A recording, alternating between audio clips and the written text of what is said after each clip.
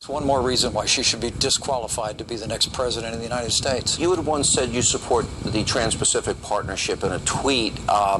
Some say Donald Trump is a protectionist. I've asked him extensively about this. He says, no, I believe in free trade, but fair trade. Do you believe there might come a point that if they don't let American goods into countries like Japan and China and Mexico, that there should be some retaliatory action? I think, I've always supported free trade, and Donald Trump supports free trade as well. Trade and commerce supports American jobs and supports growth in this country. But I think when we elect one of the best negotiators in the world as President of the United States, I'm open to renegotiating these trade agreements. NAFTA actually had a provision in it that's now 20 years old that we were supposed to review NAFTA again and again and ensure that it was working for Americans. And it's not. I think looking again at NAFTA, looking at bilateral trade agreements instead of multilateral, that's a policy I can strongly support. I probably should have asked this first, but I wanted to save it for the last question.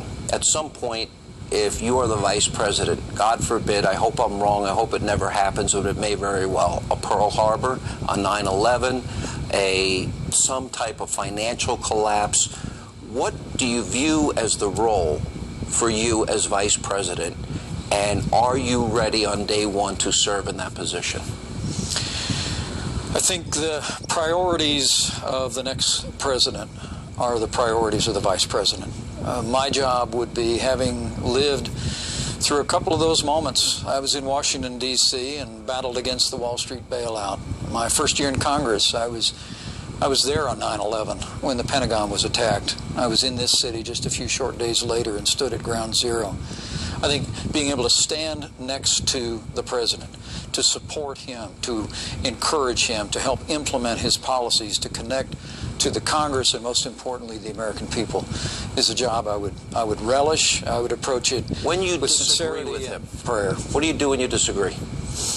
Well, I've been in positions before like that. I served in the leadership of the Congress. You shut the door. You tell the boss exactly what you think, and having gotten to know him a little bit, I have found out that Donald Trump is a man that appreciates candor. And we've had some very candid and straightforward conversations, but when the door opens, the job of the vice president is to stand right next to the president and implement the policy that he's decided. And God forbid anything happen, you're ready to take that job over.